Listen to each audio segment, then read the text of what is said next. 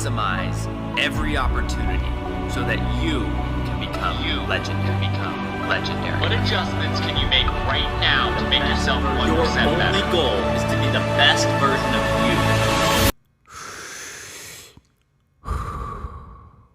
So welcome to Becoming Legendary.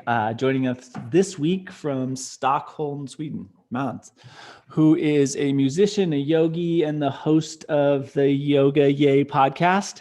What did I miss, Mans? I think you covered most of the important stuff. Thank you so much. Awesome, Yeah. and such an honor to be with you guys here.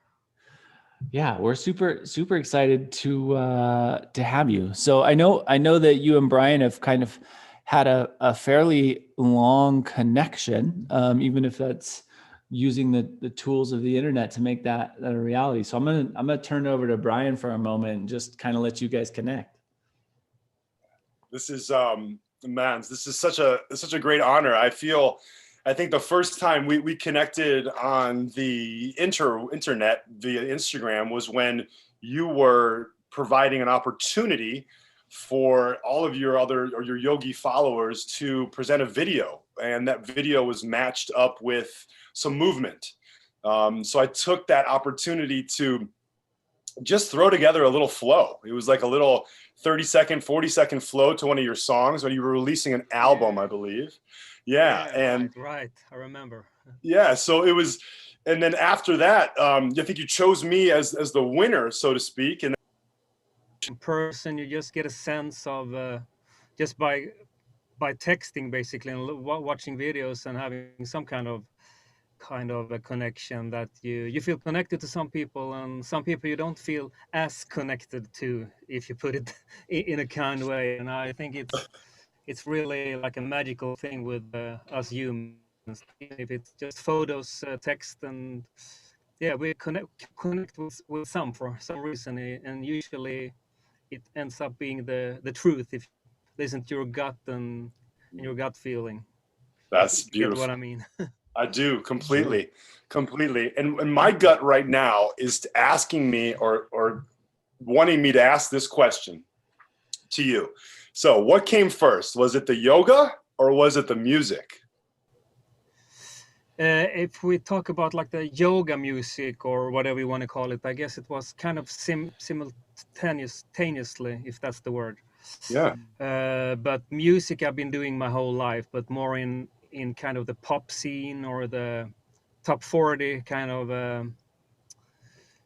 bread and butter radio scene, so to say. But the yoga music, I think it started kind of at the same time. Like I was getting into yoga more and more, and mainly at the gym I was at that time. So it wasn't, as I found out later, perhaps not yoga in that sense. But then I changed gym and get to know this fantastic teacher who was yoga to me in a way that, like, she was talking about more than just the asanas and the stretching bit, like more the way of living, the way of meditation, and all the things around it. And I just and then the music was, I think the first thing I did was a piano album, and I got the inspiration when I took a massage, actually, when they were playing this kind of piano background music. And I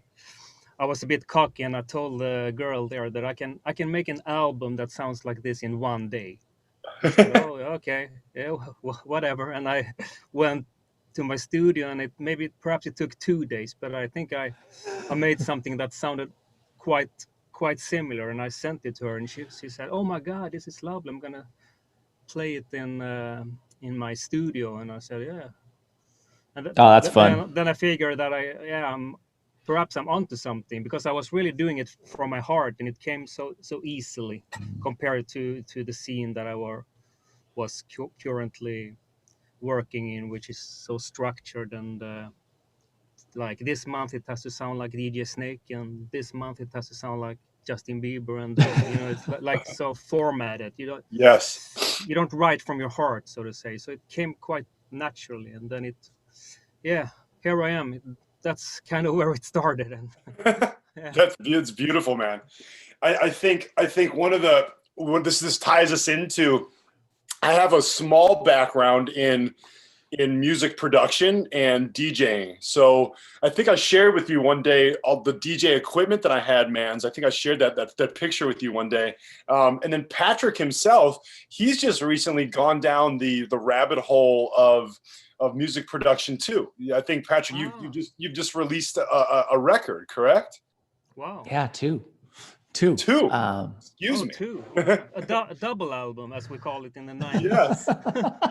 Yeah, back when there were such physical things. Yeah. So Cool. so this idea of a being embodying yoga and really creating an impact and a shift in your life and in your music, right?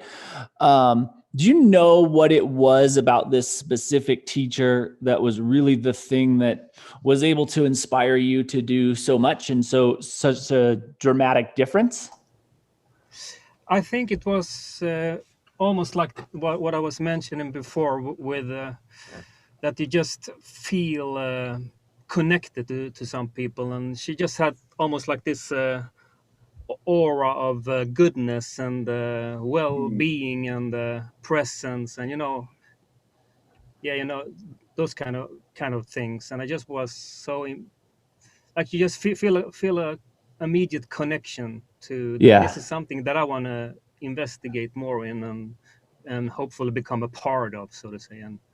Yeah. And yeah, I still feel this is just perhaps 2.5 years Okay. ago, so I just still feel like a newbie in the whole scene, but I'm just learning from everybody as much as I can, because it's just such a beautiful community and thing to be around. For me, it has given me so much on a personal level too, like with friendships and knowledge about Yeah. all kinds of things in life. And Yeah, for sure. So when you made that shift physically, like what did your practice shift from and shift into? And when you said you were at a gym, I assume that was a fairly movement specific practice, and then you transitioned into something that was expanded, movement included, and further reaching than just the movement. What was the biggest shift that you noticed between the two spaces? I think kind of like the mind and body is always telling you, but you're not listening. Like, the more aware I get, in a way, it's just basically listening to the body, or just like combining the physical and stretch thing with the meditation and the mindfulness bit of Yeah. it. So I think Yeah. that's mainly when, yeah, when you've been working out, you feel like, no, I really want to chill, or I want to watch TV, or whatever it might be. And I think that's almost the same with the yoga. Like, now my body's just telling me to sit down and meditate for 5 minutes. Yeah. So I think in a way, perhaps we're all aware all the time, but we're not listening, because we're supposed to do certain things. Like, we're supposed to work out an hour, or we're supposed to do this and that.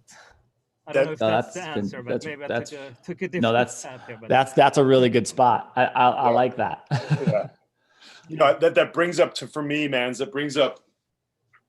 There's an expression or a quote that I heard one time. It's can you pause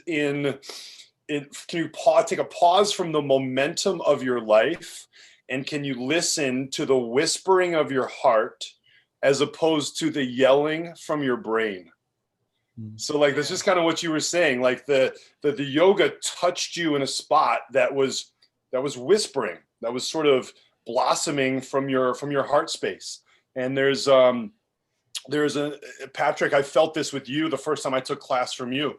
That's how Patrick and I met. Is Patrick owned his own yoga studio here in Arizona. And so one of the first ventures for me into a yoga studio life was meeting Patrick. And I felt that deep heart connection. It wasn't as if he was teaching asana in any different sort of unique way, but he was expressing himself from his heart, which made the asana land for me in an entirely different way. Yeah. kind of, I think, I don't want to speak for you, Mans, but that's of course kind of what I took away from what you were saying, from the two different experiences. Yeah, and I think it's maybe our Western way of living, and I think the society is learning more and more in many areas, but we have this, like, you have to work out, you have to work, you have to do this, and that is, for me, the key word is kind of is balance. And I think many people has learned so much when it comes to food, perhaps, but working, exercise, and so forth. But one area I think is like work. People, I just heard something interesting the other day, that two people died, like 25-year-old guys, out of stress and working too much.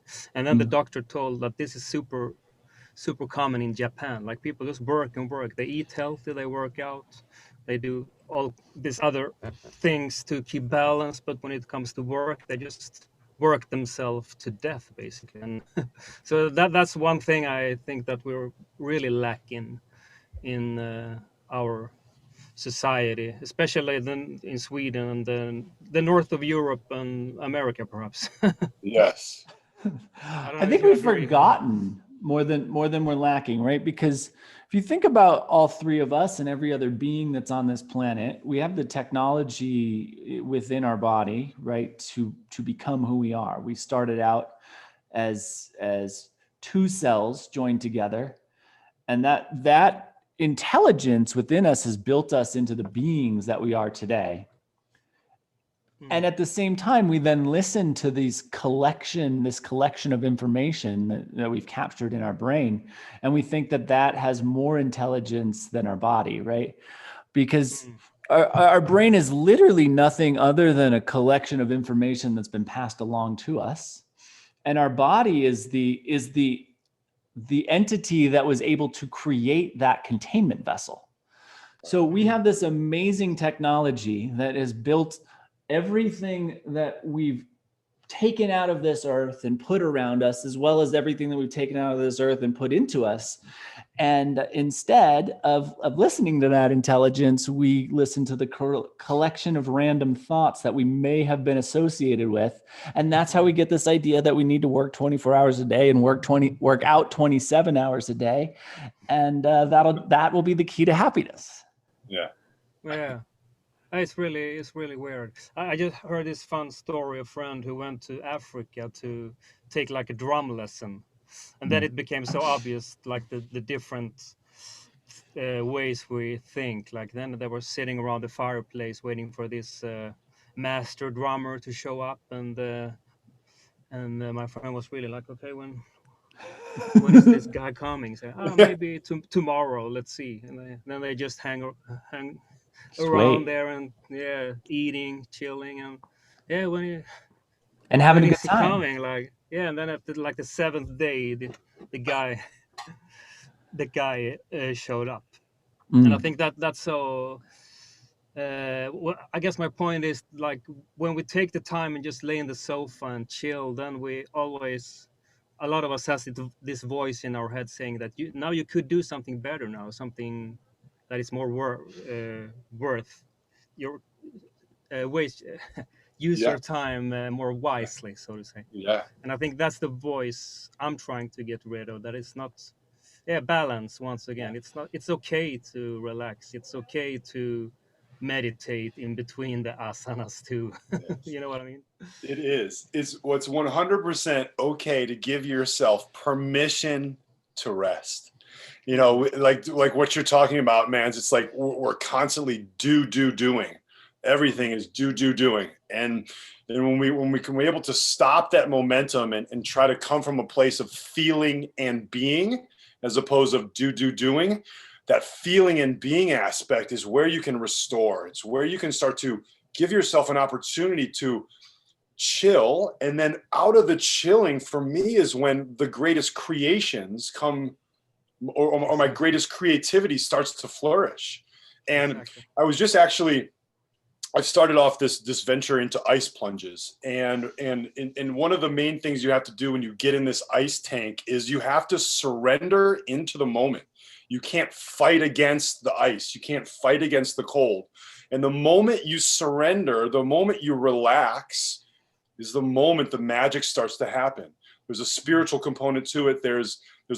I feel so creative when I come out of the tank because I've given myself permission, if only just for a few minutes, just to relax. Yeah. Just to kind of get out of the way of the momentum of the collective, as if Patrick was talking about that. I think we all are, but yeah. And as you said, you're usually more creative. That's something I learned the last 2-3 years, perhaps, that you're more creative if you take, as you said, if you take the time to relax. Yes. Like if I pull back the time 5 years, I could sit with like a synth sound for 5 hours, and I can't get it right. I can't get it right. But now I learned that if I just, whatever it might be, take a snack, meditate, or watch TV, and go back 15 minutes later, I nail it in 1 minute. Nail it. You nail it in 1 minute. That's right. That's so cool. All right, so you two, I want to get this question to you two, because you are both the musical experts in my world right now. and the idea of going back and kind of connecting with tribal drumming really brought this to me. So there's this primal connection to human sound and movement that seems to have been a part of any known history that we have knowledge of, and I think you can feel it. And I think, Mans, when you're talking about creating different musical environments for people to practice in, where you have to be connecting into some of this. So what is and why do we have this like primal ingrained connection within the human being or experience between sound, music, and movement? For me, I think it's like, I'm not a believer in God, but for me, music and art is something like heavenly in a way. It's something like everybody says that you can't be a carpenter because you have what we call in Sweden the thumb in the middle of the hand, or you can't cook. You're born to be a cook. But I'm a big believer that is almost only knowledge. Like anyone can learn how to cook. Anyone can learn how to use a screwdriver, but anyone can't learn how to make music and perhaps act and perhaps paint. That's just my own little theory. Yeah. That it's almost something heavenly. It's either you're supposed to do it or you're not in a way. I don't know if you agree with that. I mean, everyone can learn how to act decent, but anyone can learn how to play the piano decent if you look at it as math in a way. Like if I combine this and this note, then it will sound like that. But to create something from the heart, I think it's something you're meant to be. Yeah. There's a. Go ahead, Patrick. Yeah. No, take it. The word that comes up for me, Mans, is gift, right? There's an innate gift sometimes that is involved with some of these artistic things. For me, I would notice I've spent a lot of time in the production studio on the mixing board, mixing down mixes, primarily for house music and techno music, to be fair. But with those, I had the gentleman that I was working with is a producer like yourself. He's got records out. He's sold, I don't want to say millions of records, but he's sold a lot of records. He's what they call like a ghost producer. So he does a lot of behind the scenes producing for popular artists.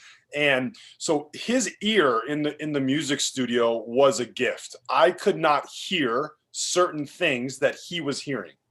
So it was like while like, for example, while you were tweaking or mixing down that particular synth sound you were talking about, like he could hear like little like different pitches or velocities or that I could not simply hear. And I kept having him replay that. I can't hear that, bro. What do you? He's like, I don't know. I can just hear it. You can't. So, that type of thing maybe is just a gift. I don't know. Yeah, I think it's both. I think some Yeah. things you can learn, like when it comes to frequencies and stuff like that. But what to speak from the or write from the heart is not perhaps nothing you can learn, I think. But when it comes to other things, I think you can probably learn it, basically like math. Like if I combine this and this, that will happen, if you know what I mean. Gotcha. So this idea of gifts, talents, and desires, because I think they're you could have all of the talent in the world if you don't have the desire to pursue that specific interest. It's not going to mean much. But I've been spending a lot of time in the last couple of weeks thinking about the idea of determinism and free will. Just since you guys brought that up, I'm going to go into something that I'm relatively excited to think about. So we're all placed into lives that we didn't choose to be a part of. We didn't pick the genetics that we have. We didn't pick the environment that we exist upon, which really takes out the choice component that we all think we have, right? We expect that we have the ability to make any choice that we want to make. But if we think about the reality of the fact that we were put into a place where our choices are limited by the experience that we're set into upon, do either of you think, is there another path, right? Is there another path for you? Or is this the only path that was ever possible? Is that you were both going to end up doing exactly what you're doing today, one way or the other, because of the position that you were born into? Oh, tough one. That's a good one. he's known for these stumpers, man. So don't get caught off guard. Well, one thing that would be really interesting is to take all people in the world and let them practice music for 20 years and see what happens, and take the same 5 billion people and let them do something else for 20 years and see what the outcome is. Maybe to get the answer. But yeah, I'm pretty sure that there are treasures that aren't developed that could possibly perhaps be the new Mozart, but they don't get the opportunity. It could be a parent or whatever to not choose that path. But to find back to that path anyway, yeah, maybe. I don't know. I don't know, to be honest. That's a good one, if I knew, man. I would be rich. Yeah. Exactly. You know, for me, I think about this a lot too, Patrick. And I think about, I feel like there are certain points in your life, like almost like a spearhead. When you have two things coming together, you have your life and you have an opportunity coming together as well.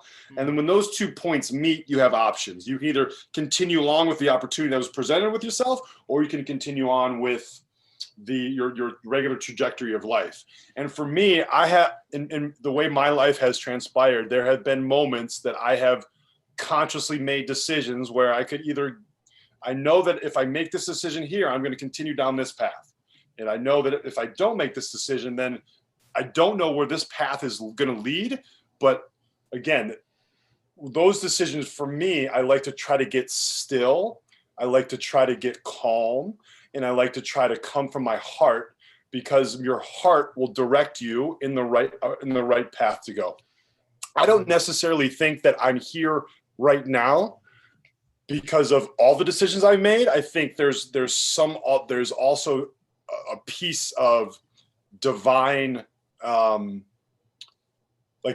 work pushing me along as well. So it's kind of a little bit of both. So when you make the decision within you, and that arises from your heart, what made that decision happen? I think like if you look back at your life, it could be like 5 to 10 things that happened that really formed, Sometimes shaped one. your life. Yeah. Yeah, or sometimes one, like a comment you got from a teacher, Yeah. or maybe a bad comment you got to make you choose another path. But like if you look at the times in your life when it really has changed, it could just be those tiny things, like you collaborated with this or that person, or that teacher said that you're an awesome whatever it might be, math or music, and yeah. I love that. So and then I like to think that that is something that it's supposed to happen, but I don't know what I think about it, but that would be like the beautiful way of seeing it, like something or someone is making that person say that comment to you when you are 8 years old, which will shape your whole life.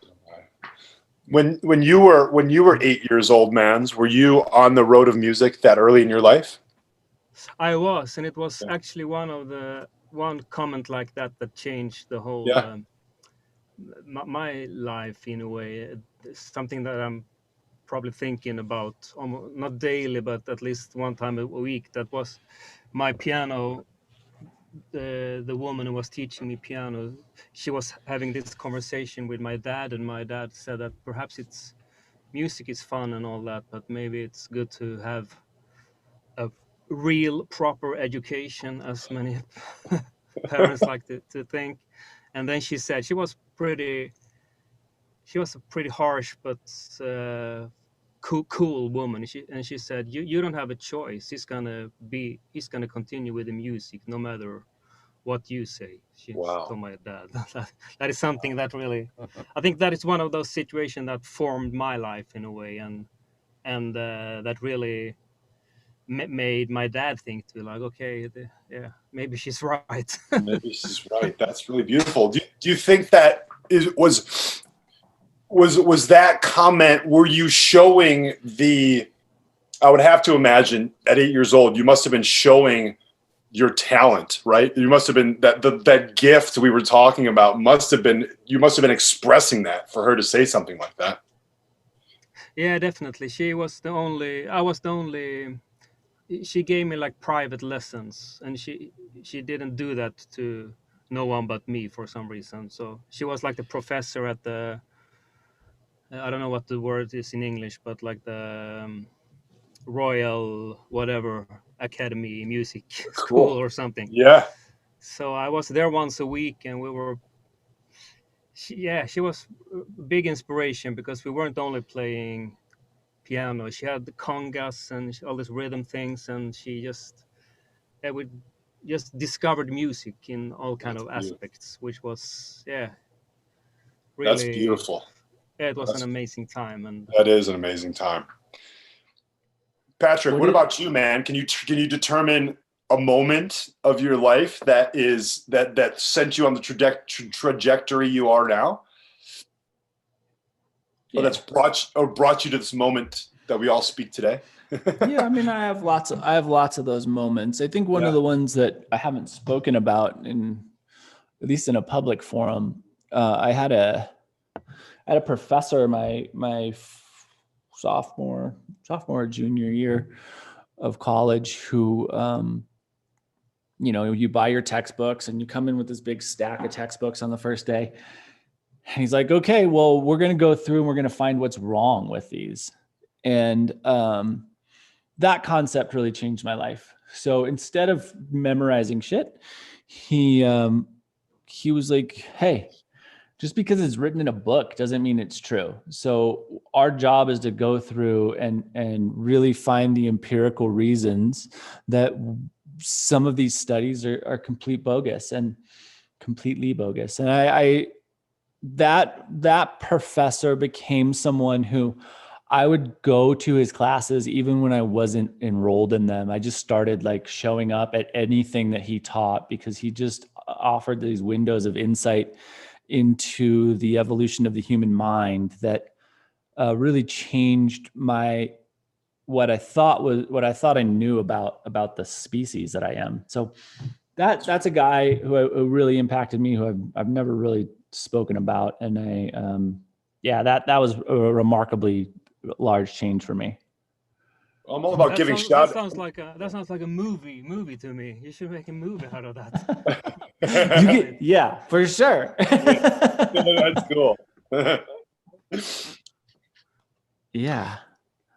So We can man's make out. a- Yeah, go ahead. Go No, ahead, no. Patrick. I was just gonna say, there's all of these events could become movies, though, right? Like the same thing with you getting sat down and that conversation having, like, you can see the cinematography. You're sitting, this little 8-year-old child sitting at the piano, and this conversation's happening behind you, and then like you hear that and you just start jamming out.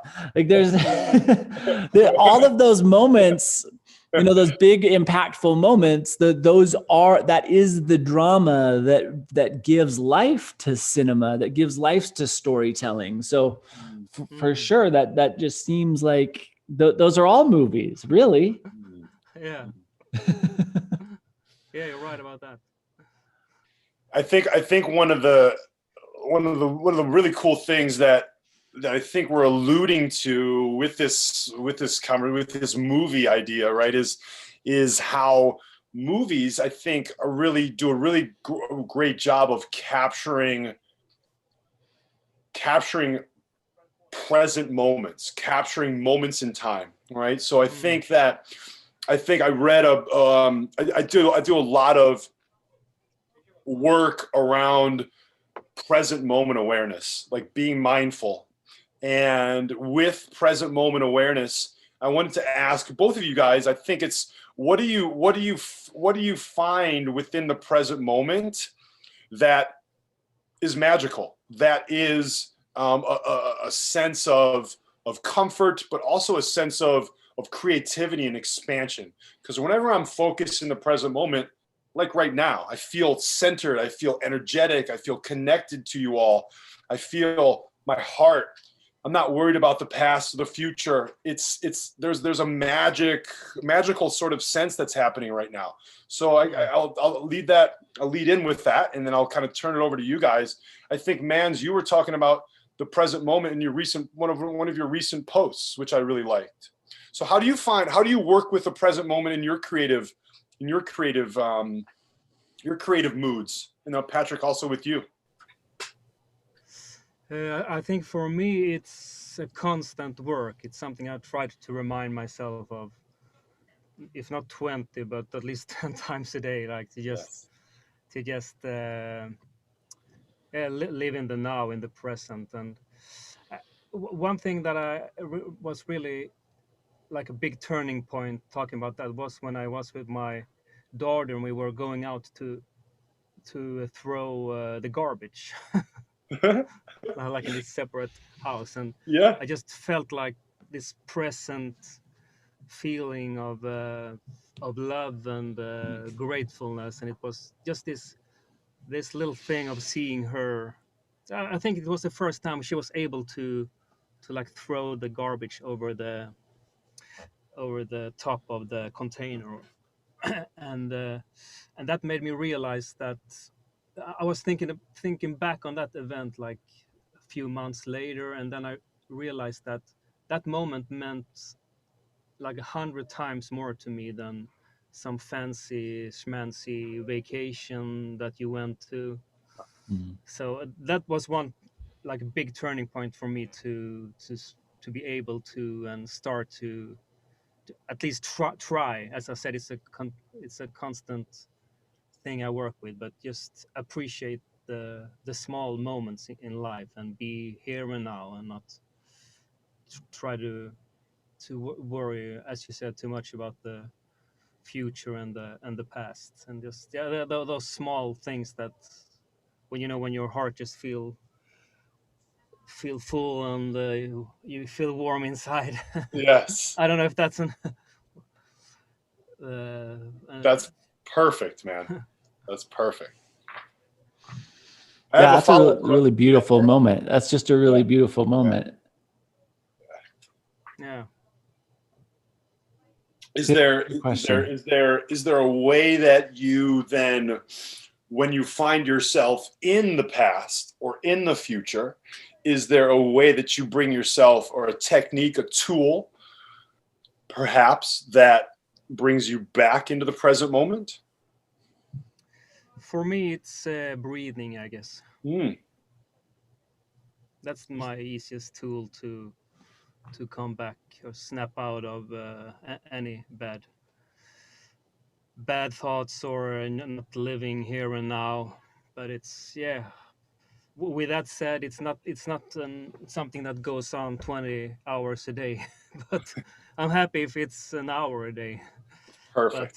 still, that's such valuable time. So yeah, I think breathing is my best tool That's a great to, answer. to, Patrick, what about you, man? I got to hear from you.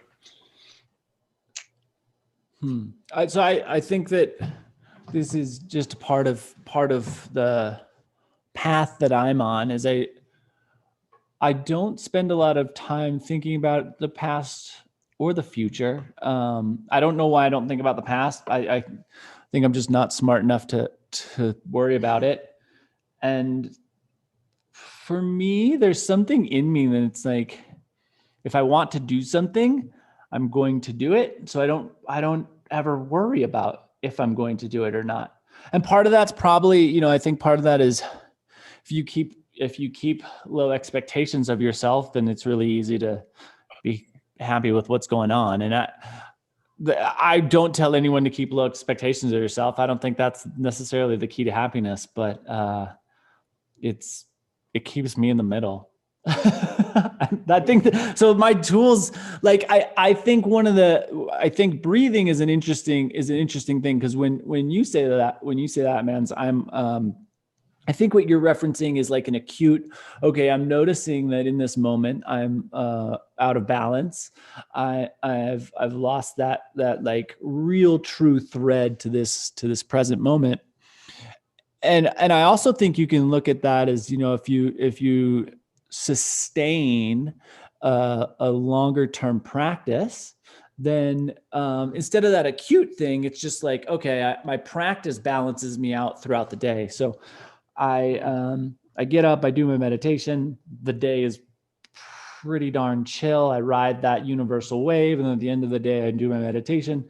And it's like we come back and we start the day balanced, we end the day balanced. The rest of the day is pretty darn balanced.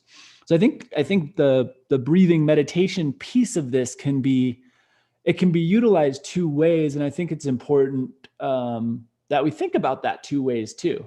We don't just think about, oh shit, I'm in the moment here where my car broke down on the highway and I'm freaking out. Now's a great time. Let's sit down in easy pose and bring this level of stress down, because that's not always the easiest thing to do in that moment.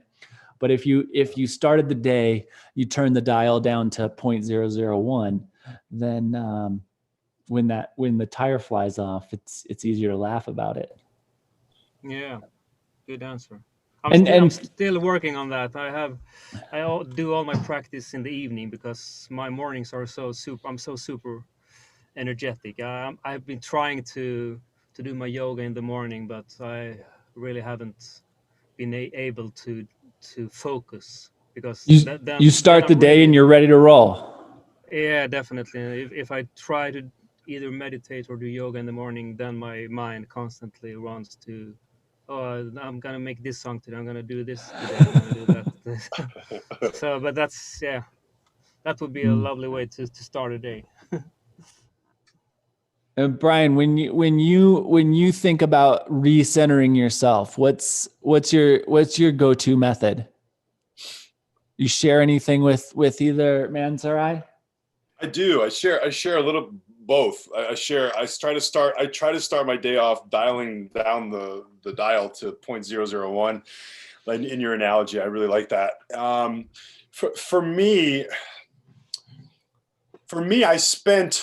I don't know where this comes from, but I spent a large chunk of my life after my mother's accident spending my mental time in the past, and that was, it was like I was trying to figure out a way that I could have changed my trajectory of life so that my mother wouldn't have had the accident. It was like this really weird mental game that I had myself in. And so to help bring myself out of that, I use my breath. I use movement as well to bring myself back to the present moment. So, and sometimes I like to combine the both because it really allows my mind to focus on something. I'm not only focusing on my breath, but I'm focusing on linking my breath to my movement. And I think once I'm able to combine, it could be as simple as doing a couple squats in a grocery store line.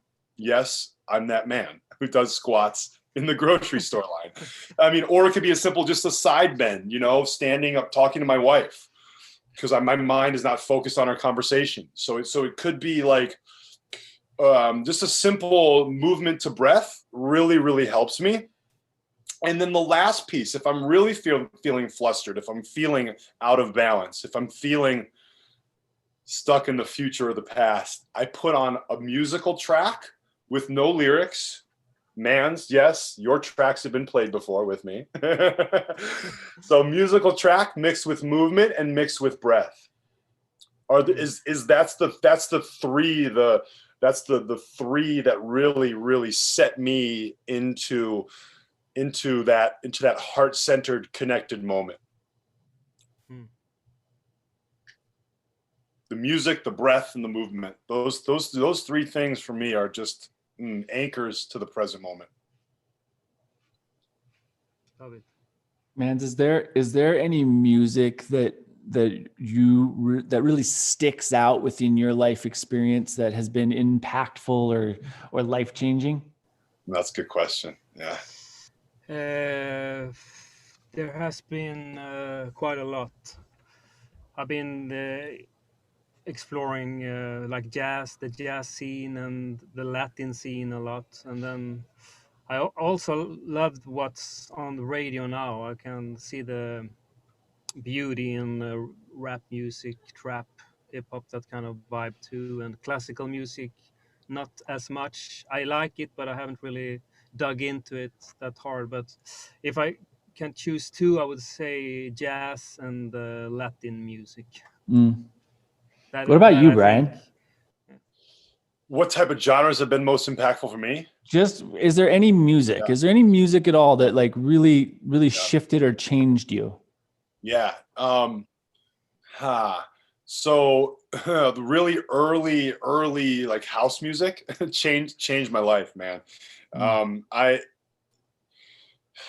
love to dance, and dancing for me is led me to me being a yoga teacher in some weird way, because it's an expression of yourself, right? So the dancing piece, the house music, that rhythmic, that it almost, I feel like that rhythmic, the rhythmic bass drum, the kick drum, for me, now this is going to take me back to my mother, who I never met, but I almost, when I feel a rhythmic bass, when I feel a rhythmic low end, it brings me back to the womb. This is going to sound really, really woo-woo-ish, but I'm dead serious when I say this. It's almost as if I can feel my mother's heartbeat, like resonating or reverberating inside my body.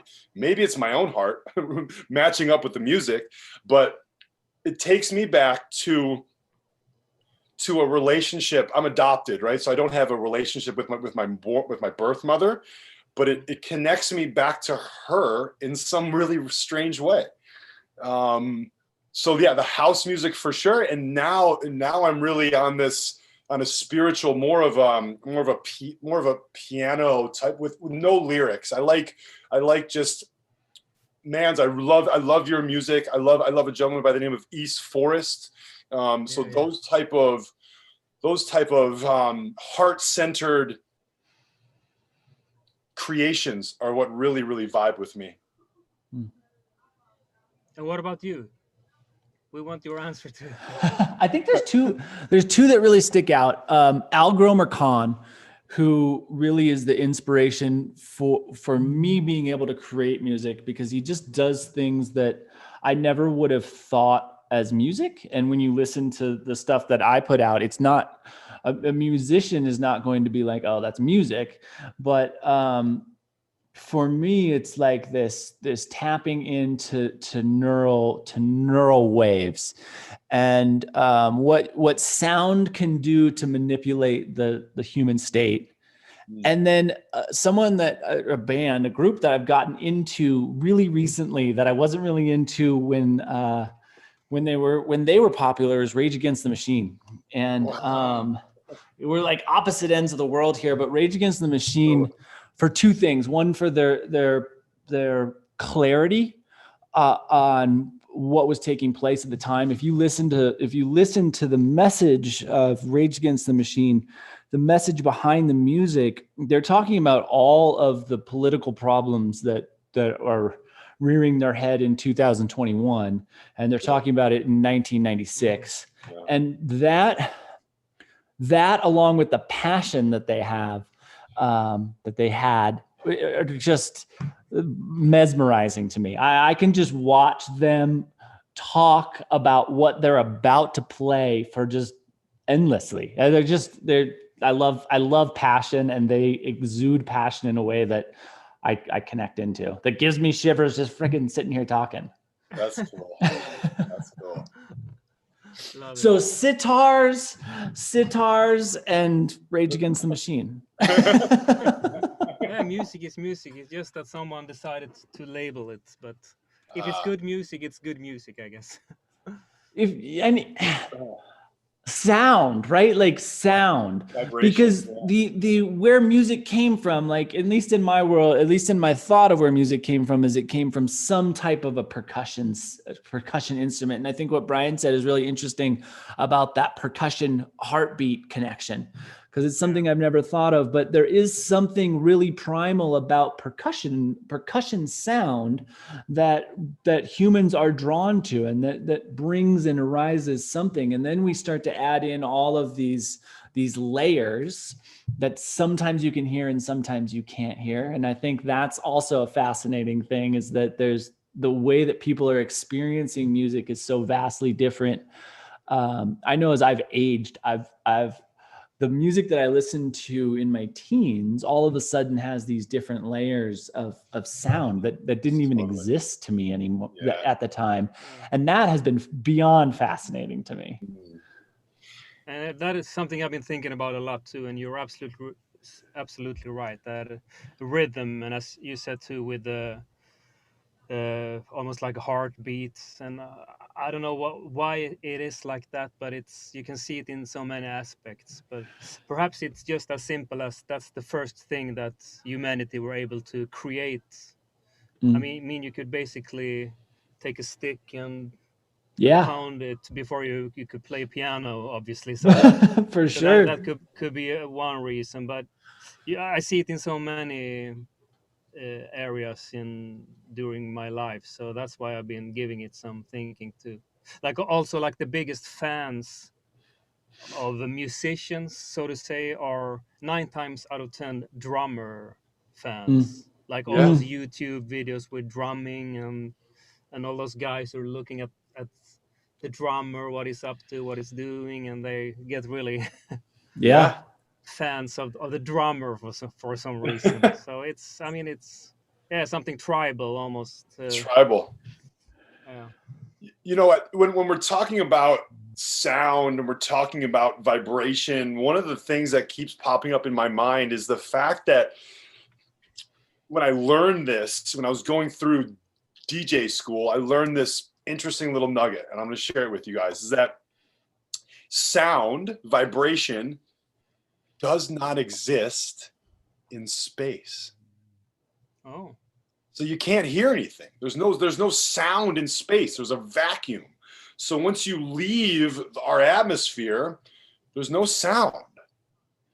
So what that makes me think about is how sound or how vibration plays such an instrumental role in our lives. Like, why would we as beings, why would the designer of this whole thing that we're living in, why would that why would they place a being in a world where you can hear sound, and then as soon as you leave this world, you can't hear sound? So it's like, so there's it's here for a reason. It's here to teach us. It's here to help bring us back into our hearts, or back into a closer whatever. I don't want to give my interpretation of why music is here, but you know, I think that's a really important piece. It might add an additional layer into why sound and vibration is so impactful to human beings. Wow, I didn't know that. Cool. All right, And so let me. I have to cancel my gigs in space. Yeah. My tour. I'm just kidding. Adjust that, Patrick, because I know I probably took that from somewhere and it's inaccurate in some points. So well, so it's an interesting. So yeah. When you think about the way that we experience the life that we're in, right? This experience, we've evolved over millions of years to receive sensory input that exists within this environment, right? So the way we hear is the auditory sensors pick up on vibrations, and those vibrations are specifically calibrated within the environment we exist in. Just like light, right? There are lots of different spectrums of light that we don't see. And for instance, let's use scorpions, right? Scorpions see different spectrum of light so that they can travel at night. So scorpions see different spectrum of light. It's like a purple UV light ray, and they can see things that we can't see at night. Well, that light still exists. It just doesn't exist in a way that we can perceive it, because we are perceived to live within the daylight hours. So when you go into space, it's not that the vibrations no longer exist. It's the vibrations no longer have the resistance of gravity, of all of this atmosphere, and we don't have the ability to hear those vibrations anymore, because they're not getting the resistance of the environment. But if they were to continue on with their same energy level into eternity, they'd eventually run into another atmosphere that we'd eventually be able to hear in, right? Because we're saying there's essentially infinite amount of planets out there. There's another planet somewhere with a relatively similar atmosphere. So it's not that they just don't exist. It's that we don't have the way to perceive them. And that's what makes the whole thing that we're living in this like fascinating perspective from because we don't know. It's like, I don't know what's going on in your brain, and you don't know what's going on in my brain at this time. But we think we have this shared understanding of this conversation we're having, where either of you guys are thinking about what's to eat next right now, and I'm trying to talk about space waves. So there's there's two ways, right? You can say that, you know, we were put in this place, and this place is idealistic. But you can also say, hey, we've evolved to utilize our senses in an idealistic way for the environment that we exist upon. Interesting. Thank you. Because I was super confused by my misremembering what I heard. Yeah. But does sound need something to bounce upon to be heard? That's what I was thinking. Like if you're in the spaceship, I guess you can talk to each other, right? Yes. But as soon as you go out and talk without the sound bouncing onto something, I don't know if that's the without the friction of the environment, we are not able to hear that sound. Yeah. But they do have like, so there's some pretty interesting things that NASA will put out, where they'll like take the frequency that a planet is sending off, and then they'll put it into a frequency that our ears can understand. So you can like hear what Jupiter sounds like, right? Even though we couldn't go and like hover above Jupiter and just listen to it, but they'll tune those frequencies down or up, whichever direction it has to go, into a frequency that we can hear, and then you can hear that sound. And there's some, it's weird because you're like, oh, this is what Jupiter sounds like, but it's not. This is what Jupiter sounds like if we make it so that we can hear it, which we never could ever possibly hear. But it does sound pretty cool. It's like, oh, this Jupiter's making music for me. How cool is Jupiter? Right. And I mean, it's only us and our way of counting that we decide Correct. that something is 0 hertz. So there's probably Yes. something below and a lot above too. That figures things out. Yeah. You know, this is a great lead in to electronic music, because you're using the interface of the computer, right, to create sounds.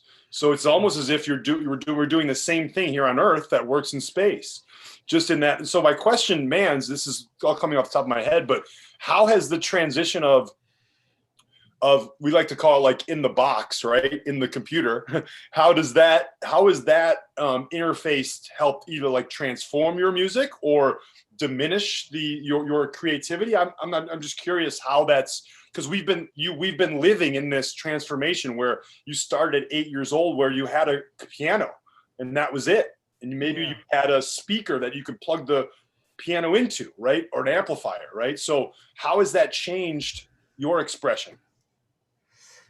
I think I never created music, writing music, so to say, with outside a computer, at least not for my own production. So I haven't really been. I've been doing that since, I think the first record I made was in '98, perhaps, on some old Macintosh, but still a computer. But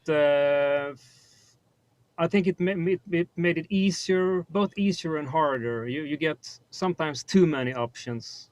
Like you have to limit yourself in a way to create something unique and personal.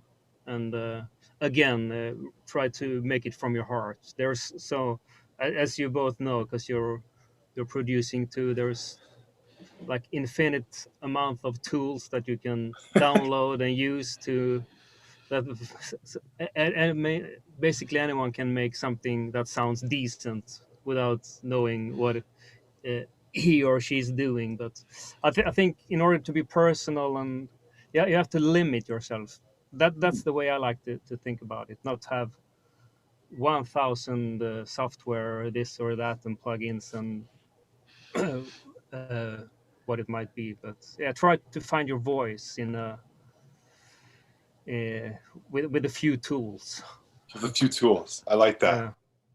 So this idea of staying with this idea of things that have changed you. You have a shirt on that says "Yoga changed me," which is like that's a big tagline of Yoga Yay, the podcast, right? Yes. This is just some funny T-shirt I make for those Instagram challenges that I sponsor sometimes, and then people were tired of getting music as prize. So then I thought I have to do some T-shirts to have something new to offer. So that's just a fun thing I did on my spare time. It's super fun. You and Patrick both make cool T-shirts, cool merch, man. You guys have that in common for sure. I do it myself for that and just for the fun of it. Just be creative in some way.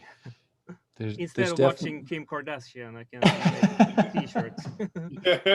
Right. So where can I find your T-shirts, Patrick? I would love to have a look. Maybe you can send me the link. I'll send you a T-shirt. Because my T-shirt selling days are behind me at this point. Actually, we have a couple out there, but yeah, I'll send you a T-shirt if you want one. Yeah. I want to know a little bit more about. So you guys do a weekly show, right? Yoga Yay. Yeah, we just started actually like a month ago, so we're on episode 4 or 5 or something. So what new in the game? So. What have you discovered? What have been the challenges? What have been the fun pieces of having your weekly podcast? Yeah, for me it has been I don't think I got so much new knowledge in such a short amount of time in ever in my life, I guess, because like the last episode, which isn't out yet, is with a monk who was living in an ashram for 8 years, I believe. He's from India. Now he lives in New York. So that's why my friend Susan, who I'm doing the podcast with, she knew him from, or know him from the Bhakti Center in New York City. Mm. And then we had some yoga teachers, and then we had a girl named Divaya who runs a vegan restaurant, and she was talking about Ayurveda food and like for one, at least 1.5 hours, just packed with info about like a subject, which has been Yeah. amazing to me and stuff I've been applying to my own life Yeah. too. All right. So that has been the fun part of it. Just basically feeling like a listener, just sitting. Oh man, is this person really telling me giving me all this info in 1 hour? Yeah. It's Yeah. it's as if back in the day when you would say to somebody, "Do you read books?" And someone would say, they do or they don't, and maybe the response would be something like, "Well, all the good information is always found in books." Yeah. It's almost as if you could say the same thing now about podcasts. All the good information is now being circulated through podcasts. So open up your ears and be open to receiving is what I would suggest. Yeah, so much faster. I felt like I was, Yeah. after that episode, I have been reading 500 books about Ayurveda almost. That's it. That's it. So that has been, and the challenges has been, of course, as you know, too, the editing and the sound and Zoom and all those kind of things that needs to work in order to make it audible, so to say. Yeah. But Or it's a or fun journey to learn. For or, sure. or just making sure that the time zones match up for the right time, right? Yeah. Exactly. I was saying to my friend, okay, so they think I'm in. Let's see, they think I'm in Russia. Russia. Just looking, where in the world is it 6 p.m. now? I used to travel in Europe for work all the time, and I would go from different time zones. I would go from like Barcelona to Germany to down to France, over to Sweden, like all over the place. And just those 2 or 3 hour time chunks, the time change for me was so hard for me to understand. It's all those memories are flowing back at me. I love it. All right, man. So let's, yeah, thank you for making this work out. Number one, that I appreciate that. Time zones correct or not, I'm glad we were all able to get on a call together. I want to get your insight into, we've kind of touched around this, but I want to be very direct on this. Is like where you feel the impact of good music being paired with a yoga practice, and where you think that impact lies, and how valuable and important do you find having a nice soundtrack behind a practice is? I think it's really hard for me to answer because I never practice with music myself.